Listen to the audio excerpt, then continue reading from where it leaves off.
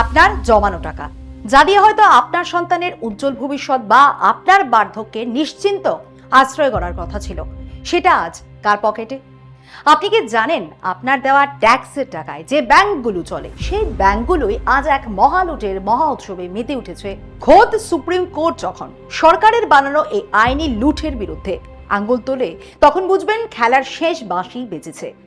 নামে bank robbery, কিন্তু কাজে এটা একটা সুপরিকল্পিত অর্থনীতি ধর্ষণ। একদিকে হাজার হাজার টাকার ঋণ রাইট অফের চাদরে ঢাকা পড়ছে, অন্যদিকে সাধারণ মানুষের ঘাড়ে চাপছে SMS এর চার্জ আর ATM এর ফি বোঝা। এটা কি শুধুই ব্যবসা, নাকি দেশটাকে তিলে তিলে ফোকলা করে দেওয়ার এক অদৃশ্য মাস্টার প্ল্যান? আজ আপনাদের সামনে সেই রহস্যের পর্দা খুলবো, যা আপনাকে চমকে দেবে। বলবো কিভাবে সরকারের আইনকে ঢাল হিসেবে ব্যবহার করে লুটছে ব্যাংক, লুটছে কোম্পানি, আর মূল্য চোকাচ্ছেন আপনি। নমস্কার, আমি স্নেহা মুখার্জি, আর দৈনিক সংবাদ অনলাইনে আপনারা দেখছেন খবরের পেছনে খবর। দেশে চলছে এক অদৃশ্য the great Indian bank robbery. এখানে মুখে কালো কাপড় বেঁধে বা হাতে বন্দুক নিয়ে কোনো গ্যাং ব্যাংক ডাকাতি করতে আসে না। পুরোটাই চলছে একটা সুনিয়োজিত সিস্টেমে। সিস্টেমটা কি? সিস্টেমকে ব্যবহার করে নিখুঁত কোরিওগ্রাফির মতো ব্যাংক লুটের মহোৎসব চলছে। এই উৎসবের স্পন্সর কে জানেন? খোদ ভারত সরকার। ধনকুবেরদের স্বার্থে তৈরি করা তাদেরই নীতি, তাদেরই প্রশ্রয়। তবে অবশেষে সুপ্রিম কোর্ট পর্যন্ত লুটেরাদের ধমক দিয়ে জিজ্ঞেস করলো, চাচা, এত সহজে ব্যাংক লুটছো কিভাবে? এই ধমকে যে বিরাট কিছু একটা লাভ হয়ে গেল তা কিন্তু নয়। অতি ধনীদের লুটের মাসুল গুনছেন কে জানেন? অতি ধনীদের লুটের মাসুল গুনছি আমি, আপনি, আমাদের মতো সাধারণ মানুষেরা। এই লুটের খেলনাটা চলছে মূলত রাষ্ট্রায়ত্ত ব্যাংকে। পরিসংখ্যানটা শুনলে মাথা ঘুরে যাবে। খবরে প্রকাশ 12.08 লক্ষ কোটি টাকা। আবারও বলছি, নোট ডাউন করুন, 12.08 লক্ষ কোটি টাকা, যা আমাদের ব্যাংকগুলো অসাধু কর্পোরেটরদের আঙ্গিনায় হরিণ লুট হিসেবে বিলিয়ে দিয়েছে। এই বিশাল অঙ্কের টাকার পরিমাণটা বোঝাতে একটা উদাহরণ দিই। ধরুন 100 টাকার নোট দিয়ে যদি একটা চেন তৈরি করা হয়, তবে তা দিয়ে গোটা পৃথিবীকে 42 বার পেঁচিয়ে ফেলা যাবে। ভাবা যায়? সবচেয়ে বড় প্রশ্ন কি জানেন তো? এত টাকা কোথায় হাপিস হলো? মাত্র 10 টাকা এদিক সেদিক করলে ব্যাংক ম্যানেজারের চাকরি চলে যায়, আর এখানে নাকি 12 লক্ষ কোটি টাকা গায়েব। কিভাবে? পদ্ধতিটা কি? পদ্ধতিটা হলো, এই লুটের রাস্তাটা সরকার নিজেই আইনি করে রেখেছে। সরকারি তথ্যই বলছে 2015-16 থেকে 2025 সালের সেপ্টেম্বর পর্যন্ত এই এক দশকের হিসেব বলছে 12 লক্ষ কোটি টাকারও বেশি ব্যাংকগুলো থেকে উধাও হয়েছে। হ্যাঁ, উধাও হয়েছে। খোদ সরকার সংসদে দাঁড়িয়ে এই তথ্য স্বীকার করেছে। মানে তথ্যের সত্যতা নিয়ে সন্দেহের কোনো অবকাশ নেই। বোঝাই বিষয়টা ঠিক কেমন। ধরুন ব্যাংক কাউকে ঋণ দিল, সেই ব্যক্তি টাকা ফেরত দিল না। কাগজে কলমে ব্যাংক দেখালো তাদের কাছে ওই টাকাটা পাওনা আছে, অর্থাৎ ব্যাংকের খাতা বলছে সে কোটিপতি, কিন্তু বাস্তবে ওই টাকা তার আসলে হাতেই নেই। সুপ্রিম কোর্টের প্রধান বিচারপতি সূর্যকান্ত ও বিচারপতি ভি মোহনার বেঞ্চ এই ব্যবস্থা নিয়ে কড়া প্রশ্ন তুলেছেন। আপনারা স্ক্রিনে খবরটা দেখতেই পাচ্ছেন। কিন্তু এই আইনি গোলকধাঁধা আর ব্যাংক লুটের যে গভীর আতাত বুঝতে হলে আমাদের আরো একটু গভীরে যেতে হবে। ঘটনাটা এবার আর একটু জটিল করি। ব্যাংকের ভাষায় একে বলে NPA বা নন পারফর্মিং অ্যাসেট। বিষয়টা কেমন? ধরুন আমরা ব্যাংকে টাকা রেখেছি।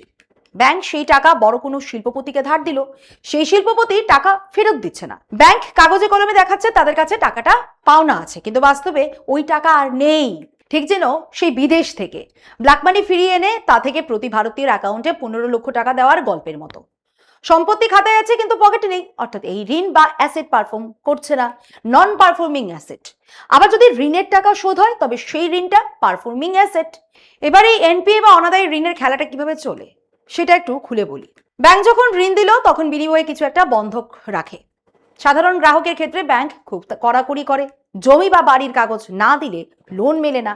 লোন শোধ করতে না পারলে সাথে সাথেই আপনার গাড়ি, বাইক বা স্কুটার পর্যন্ত তুলে নিয়ে যায়। কিন্তু কর্পোরেটদের বেলায় হিসেবটা আলাদা। বিজয় মালিয়া যখন কিংফিশার ব্র্যান্ড বন্ধক রেখে লোন নিয়েছিলেন, ব্যাংক তখন চোখ বুজে টাকা বিলিয়েছে। এরপর এই শিল্পপতিরা কি করলো? দিব্যি ব্যাংকে জানিয়ে দিল, চাচা, আমার লস হয়েছে, টাকা নেই। ব্যাংক জিজ্ঞেস করলো, লসটা হলো কিভাবে? শিল্পপতি তখন নকল বা ভুয়ো বিলের খাতার সামনে ধরিয়ে দেন। ধনকুবেরদের এই খেলাটার পোশাকি নাম হলো রাউন্ড ট্রিপিং। বড় কোম্পানিগুলো তাদের মূলধন বা লোন নেওয়া টাকা সরাসরি ব্যবসায় না খাটিয়ে বিভিন্ন ভুয়ো শেল কোম্পানির মাধ্যমে হাত বদল করে এতে আসল টাকাটা বিদেশে বা কোনো ট্যাক্স হ্যাভেনে পাচার হয়ে যায়। খাতা কলমে তখন দেখায় ব্যবসায় লস হয়েছে। বিজয় মালিয়া থেকে অনিল আম্বানির রিলায়েন্স ইনফোকম বা ওই লেভেলের বড় বড় কর্পোরেট হাউসের লোন না মেটানোর প্যাটার্ন প্রায় একই। এটা কেবল লস নয়, এটা একটা সুপরিকল্পিত আর্থিক মডেল যেখানে লোন নেওয়া হয় লুট করার জন্য, ফেরত দেওয়ার জন্য নয়। আর এই পুরো সিস্টেমটাই তৈরি হয়েছে এমনভাবে যাতে আইনি ফাঁকফোকর ব্যবহার করে তারা পার পেয়ে যায়। খেলাটা শুরু হয় এখান থেকেই। ধরুন আমার কোম্পানি নামে আমি অনেকগুলো ছোটখাটো ভুয়ো কোম্পানি খুললাম, তারপর আমার মূল কোম্পানি থেকে সেই ভুয়ো কোম্পানিগুলোকে কাঠের হাতি বা গণেশের মূর্তি বিক্রির নাম করে কোটি কোটি টাকার ভুয়ো বিল দেখালাম, চেক কাটলাম, ওই টাকা ওইসব ভুয়ো অ্যাকাউন্টে পাঠিয়েও দিলাম, তারপর সেটা ঘুরিয়ে ফিরিয়ে আবার আমার ব্যক্তিগত পকেটে বা অন্য কোনো নামে ফেরত নিয়ে এলাম। কোম্পানি হয়ে গেল দেউলিয়া। আর ব্যাংক তখন চেয়ে চেয়ে দেখলো কোম্পানির খাতায় তো টাকাই নেই। আগে কিন্তু ব্যাংকগুলোর এই সাহস ছিল না। আগে বড় বড় শিল্পপতিদের ঘাড় ধরে টাকা আদায় করার হিম্মত ব্যাংকগুলো দেখাতো, ঠিক যেমনটা আজও তারা সাধারণ কৃষকদের উপর দেখায়, যারা সামান্য ঋণ শোধ করতে না পেরে আত্মহত্যার পথ বেছে নিতে বাধ্য হয়। কিন্তু অমৃত ভারতে পরিস্থিতি আলাদা। ধনকুবেরদের জন্য প্রকৃত অর্থেই আছে দিন। আমাদের বর্তমান সরকার শিল্পপতিদের উপর দারুণ দয়ালু। ব্যাংকগুলোর মাথায় যখন পাহাড় প্রমাণ ঋণের বোঝা জমলো, সরকার একটা চমৎকার সিস্টেম বের করলো। ব্যাংকগুলোকে বলল, শোনো ভাই, তোমরা খামোখা টেনশন করছো কেন? এই অনাদায়ী লোনগুলো তো তোমাদের ব্যালেন্স শিটে জাস্ট একটা বোঝা হয়ে আছে। এক কাজ করো, এই লোনগুলো অন্যের কাছে বিক্রি করে দাও। শুরু হলো অ্যাসেট রিকনস্ট্রাকশন কোম্পানি বা সংক্ষেপে এআরসির খেলা। ব্যাংকগুলোর অনাদায়ী লোন কেনার জন্য বাজারে গজিয়ে উঠল অনেকগুলো কোম্পানি। ব্যাংকগুলোর লাভ, তারা এই পচা লোন বিক্রি করে দায়মুক্ত হলো। আর এই এআরসি কোম্পানিগুলো সস্তায় লোন কিনে নিল। এই খবরটা কি বলছে? ব্যাংকগুলো জলের দরে লোন বিক্রি করছে এআরসির কাছে। লুটের এমন স্বরূপ দেখে ব্যাংক ঋণ গ্রহীতা এবং অ্যাসেট রিকনস্ট্রাকশন কোম্পানিগুলোর আঁতাত নিয়ে সুপ্রিম কোর্টের ধমক। এবার এই লেনদেনের গণিতটা বুঝুন। ধরুন কোনো শিল্পপতি ব্যাংকের 100 কোটি টাকা মেরে বসে আছে। ব্যাংকের কাছে ওই ঋণের বিপরীতে বন্ধক আছে হয়তো কোনো সম্পত্তি, যার বাজার দর কাগজে কলমে হয়তো অনেক বেশি। ব্যাংক করলো কি, এই 100 কোটির লোনটা কোনো এক এআরসি কোম্পানির কাছে মাত্র 10 বা 15 কোটিতে বিক্রি করে দিল। মানে 100 টাকার মাল বেচলো 15 টাকায়। ব্যাংক হাফ ছেড়ে বাঁচলো। কিন্তু এরপর আসল লুট শুরু হলো। এবার এআরসি কোম্পানি ওই শিল্পপতির কাছে গেল টাকা আদায় করতে। শিল্পপতি তখন এআরসি কে বলল, কাকা, 100 কোটির বদলে আমি তোমাকে 20 কোটি দিচ্ছি, মামলা রফা দফা করো। এআরসি কোম্পানি তো 15 কোটিতে লোনটা কিনেছিল, এখন 20 কোটি পেয়ে মহা খুশি। তাদের পকেটে 5 কোটি টাকা মুনাফা ঢুকলো। আর শিল্পপতি, সে মাত্র 20 কোটি মিটিয়ে 80 কোটি টাকা পকেটে নিয়ে প্রাইভেট জেটে প্রশান্ত মহাসাগরের কোনো নির্জন দ্বীপে বেড়াতে চলে গেল। সবটাই কিন্তু হলো আইনসম্মত। এই যে ব্যাংক 80 কোটি টাকা হারালো, এই ঘাটতিটা পূরণ করবে কে? রাষ্ট্রায়ত্ত ব্যাংক হলে তো সেই ক্ষতি মেটাতে টাকা আসবে সাধারণ মানুষের পকেট থেকে। মানে বড় বড় কোম্পানি লুটবে আর তার খেসারত দেবে কে জানেন? আমজনতা। এটা ইজ অফ ডুইং বিজনেস নাকি ইজ অফ লুটিং ব্যাংক? আপনারাই বিচার করুন, বিষয়টা ভাবুন। কারণ এই লুটেই আমাদের অর্থনীতির মেরুদণ্ড ভেঙে পড়ছে। ব্যাংকের এই লোকসান কি ব্যাংক নিজে বহন করে? একদমই না। আপনি লোনের কিস্তি শোধ করতে সামান্য দেরি করুন তো, ব্যাংক আপনার ঘাড় মোটকে জরিমানার টাকা আদায় করবে। আপনি এটিএমে বেশিবার কার্ড সোয়াইপ করুন তো, ব্যাংক আপনার অ্যাকাউন্ট থেকে টাকা কেটে নেবে, এসএমএস চার্জের নামে টাকা কাটবে। অর্থাৎ বড় বড় শিল্পপতিরা হাজার হাজার কোটি টাকা লুটবে। আর সেই ক্ষতিপূরণ করবে কে? সেই ক্ষতিপূরণ করতে ব্যাংক আমার আপনার পকেট কাটবে। সুপ্রিম কোর্ট কিন্তু এই খেলাটা ধরে ফেলেছে। একজন সচেতন নাগরিক যখন বিষয়টি নিয়ে আদালতের দ্বারস্থ হয়ে জনস্বার্থের মামলা ঠুকলে তোলপাড় শুরু হয়। ওই ব্যক্তির অভিযোগ ছিল পুরো বিষয়টি একটা পরিকল্পিত ব্যাংকিং জালিয়াতি। শিল্পপতিরা ভুয়ো বিল বানিয়ে টাকা ঘুরিয়ে ফিরিয়ে নিজেদের পকেটে ফেরত নিয়ে যাচ্ছেন। এরপর দেউলিয়া হওয়ার নাটক সাজিয়ে বলছেন টাকা নেই। সাধারণ ডিফল্টার আর উইলফুল ডিফল্টারের মধ্যে পার্থক্য আছে। কোভিডের মতো বিপর্যয়ে ব্যবসা বসতে পারে, সেটা মেনে নেওয়া যায়। কিন্তু যারা জেনে শুনে লুট করে তারা উইলফুল ডিফল্টার। ব্যাংকগুলো এখন ঝামেলা এড়াতে সেই অপরাধীদেরও ছাড় দিয়ে দিচ্ছে। এআরসি কোম্পানিগুলোর সাথে গোপন আতাত করে নামমাত্র মূল্যে লোন বিক্রি করে দিচ্ছে।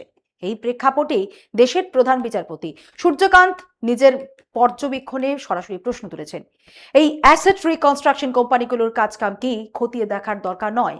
এই এআরসি তৈরির সিদ্ধান্তটা কি পুনর্বিবেচনার সময় আসেনি? বিচারপতির এই উদ্বেগের মূল কারণ একটাই, জনতার টাকা। এটা কোনো প্রাইভেট ব্যবসায়ীর পকেটের টাকা নয়, এটা সাধারণ ট্যাক্স পেয়ারের টাকা, যা দেশের উন্নয়নে খরচ হওয়ার কথা ছিল। সেটা কি এভাবে কিছু অসাধু শিল্পপতি আর এআরসির যোগ সাজসে বেহাত হয়ে যাবে? শীর্ষ আদালত স্পষ্ট বুঝেছে, ব্যাংক ও এই এআরসি কোম্পানিগুলোর মধ্যে একটা গভীর আঁতাত গড়ে উঠেছে, আর এই আঁতাতের বলি হচ্ছে দেশের সাধারণ অর্থনীতি। 12 লক্ষ কোটি টাকার যে পাহাড় প্রমাণ লুটের কথা শুরুতে বলেছিলাম, সেটা কিভাবে ধুলোয় মিশে যাচ্ছে তার জ্বলন্ত প্রমাণ দিচ্ছি। 100 টাকা লোন নিয়ে কি 15 টাকায় মিটিয়ে দেওয়া যায়? হ্যাঁ, তাও সম্ভব। এই ব্যবস্থার নাম দেওয়া হয়েছে অদ্ভুত এক শব্দে, হেয়ার কাট। কিন্তু এখানে চুল ছাঁটার নামে ব্যাংকের মেরুদণ্ড ছেটে ফেলা হচ্ছে। শিল্পপতিরা লুট করছে, আর হেয়ার কাটের আড়ালে ব্যাংক তার প্রাপ্য টাকার সিংহভাগ চিরতরে বিসর্জন দিচ্ছে। আসল কিছু ভয়ঙ্কর পরিসংখ্যান দেখি।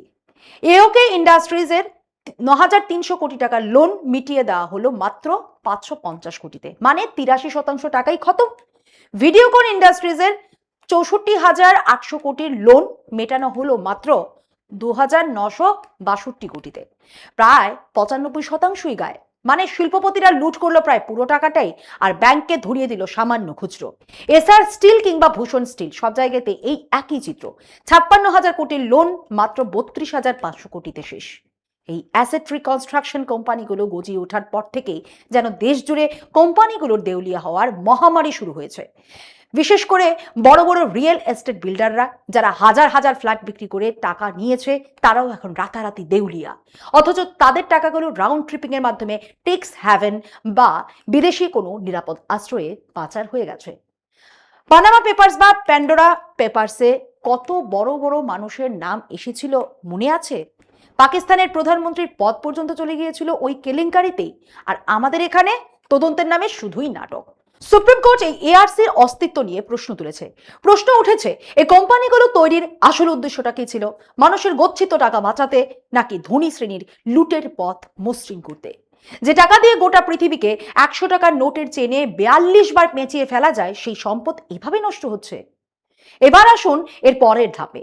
ছোটখাটো কোম্পানির জন্য তো এআরসি আছে, কিন্তু বড় বড় শিল্পপতি, যাদের নামে দেশের অর্থনীতি চলে, সেই আম্বানি আদানি ঘরানার লোন সামলাবে এটাকে। 2021 সালের বাজেটে সরকার এক নজিরবিহীন ঘোষণা করলো।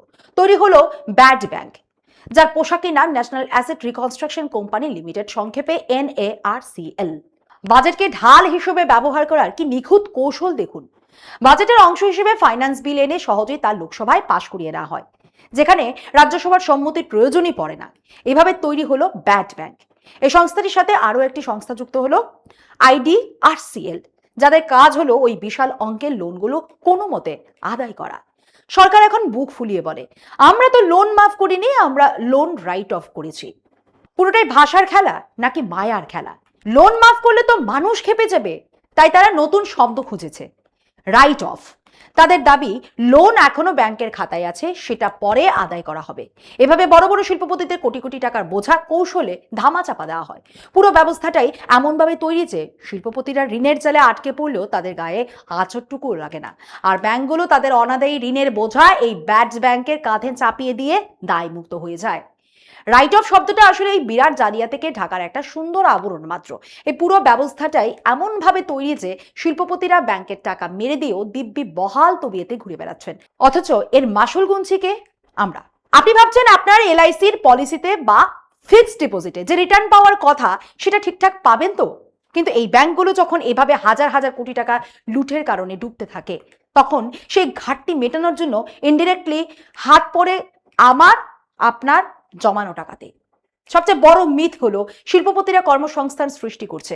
সরকার এই অজুহাতে কর্পোরেটরদের যত ইনসেন্টিভ বা ছাড় দেয়, সেই টাকা দিয়ে হয়তো সাধারণ মানুষের আরো অনেক বেশি উপকারের সুযোগ ছিল। বিদেশি মোবাইল কোম্পানিগুলো এদেশে কারখানা খুলছে বলে সরকার তাদের যে পরিমাণ ভর্তুকি দিচ্ছে, সে টাকায় হয়তো অনেক বেশি মানুষের জন্য সরাসরি কর্মসংস্থান করা সম্ভব হতো। আসলে দেশের ব্যাংকিং ব্যবস্থা আর কর্পোরেট লুটের এই আঁতাত সাধারণ মানুষের স্বপ্নগুলোকে ছারখার করে দিচ্ছে। সুপ্রিম কোর্ট ঠিকই বলেছে, এই এআরসি বা ব্যাড ব্যাংকের মতো ব্যবস্থাগুলো আদতে জনগণের টাকা বাঁচানোর জন্য নয়, বরং লুটের পথ খেয়ে আরো মসৃণ করার জন্য তৈরি হয়েছে। এই জালিয়াতির জাল যত বড় ততটাই বড় আমাদের সচেতন হওয়ার প্রয়োজনীয়তা। আজকের এই পর্বে আমরা শুধু তথ্য নয়, আপনাদের মধ্যে সচেতনতার আগুন জ্বালানোর চেষ্টা করলাম। এই খবরগুলো ছড়িয়ে দিন, মানুষ যত জানবে তত বেশি প্রশ্ন তুলবে, আর প্রশ্ন তুললেই তো ব্যবস্থার পরিবর্তন সম্ভব। এই ব্যাংক লুঠের বিরুদ্ধে আপনাদের কণ্ঠস্বরই শেষ ভরসা। আজ এই পর্যন্তই। এমন আরো বিষয় জানতে অবশ্যই চোখ রাখুন দৈনিক সংবাদ অনলাইনের পর্দায়। লাইক, কমেন্ট, শেয়ার করুন, দেখতে থাকুন দৈনিক সংবাদ, শুধু নামই যথেষ্ট।